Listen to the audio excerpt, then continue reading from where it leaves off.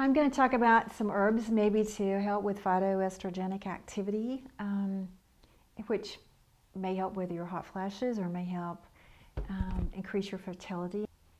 Black cohosh, you know, I have read debates that it is phytoestrogenic, and I have read studies that say it's anti-estrogenic. So the latest thing I read said it was not actually phytoestrogenic, but rather it was anti-estrogenic, and that seems to be the consensus at this time, so that's what we'll go with. So black cohosh grows wild from North Alabama up through, I guess, parts of the lower Northeast, east of the Mississippi plant, primarily.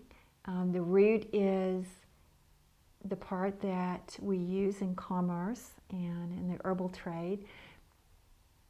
It is a black, gnarly root. If you've ever gathered any black cohosh, it's all hairy and stringy and gnarly and, you know, but very potent and very active. It comes through to us through Native American use.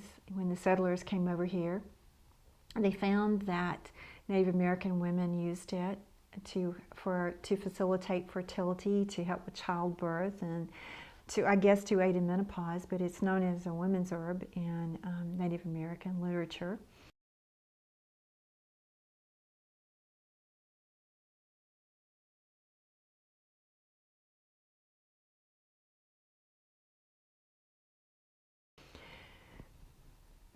I have found that from a constitutional point of view that not everyone does well with black cohosh. I have had a few clients do well with it, more not do well with it than has done well with it, even though there's a lot of research behind it to help reduce hot flashes, especially from Germany. Some good research from Germany. But in practicality, I think we're back to everything being a constitutional issue. And if a woman is thin and nervous, don't think black cohosh works as well for her. That's been my experience. It does seem like it works better with women who are have put on a little weight through menopause, a little heavier, and a little more watery.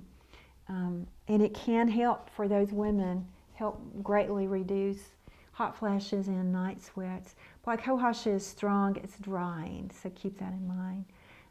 It's not moistening like Don Quai would be moistening.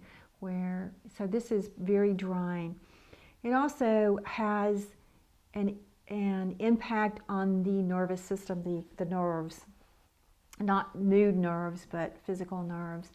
And when I've seen overdose symptoms, which you can overdose on black cohosh, it has been nervous symptoms that have been the issue. I had one client who came to me with hot flashes, weren't getting any better, and when I was taking her history, I found that she had been on black cohosh for basically 2 years, and she was up to 8 capsules a day. That was one health issue she was having and wanted some address for. The other one is that she was having a neurological / neuropathy issue and had been going to see a neurologist, and her nerves and her skin was burning and stinging all the time, to the point where she couldn't sleep at night. Her nerves stung so bad, and she'd just gone through a battery of neurological tests, and they had been indeterminate. So as I was taking her health history, doing the intake, I found that she was taking 8 capsules of black cohosh a day. And I was like, okay, you know, I simply had her slowly wean off the black cohosh, and all her neurological symptoms went away.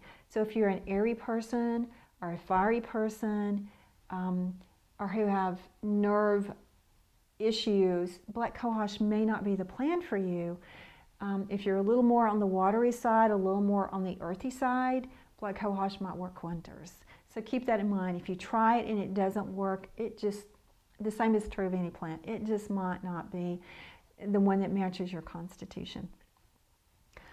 For the women who have had success with black cohosh, it has really worked really well for them. I prefer using a tincture for black cohosh so that the client can kind of help find their own dose as they work through their hot flash process or their menopausal flash process.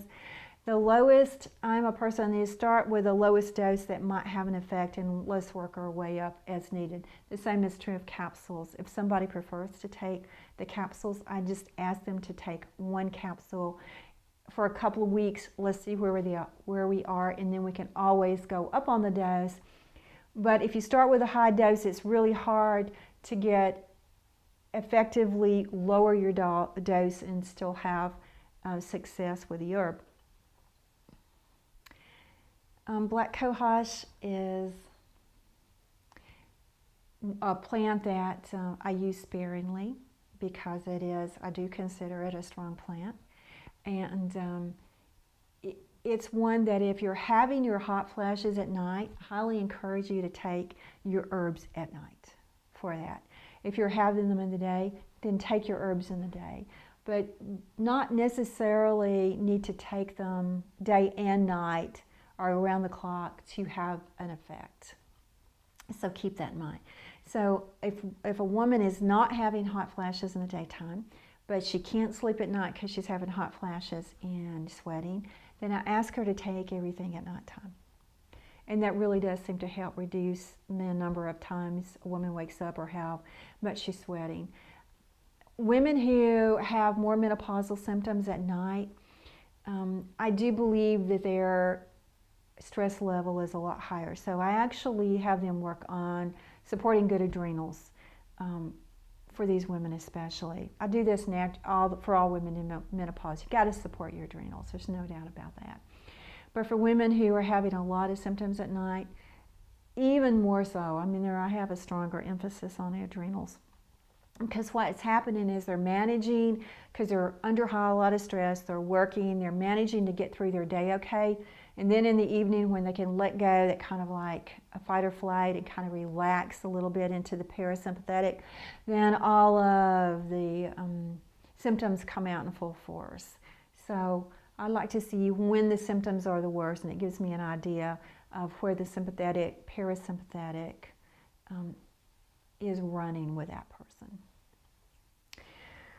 Also, black cohosh can be very drying. And I did mention that, but it can be very drying and detrimentally so.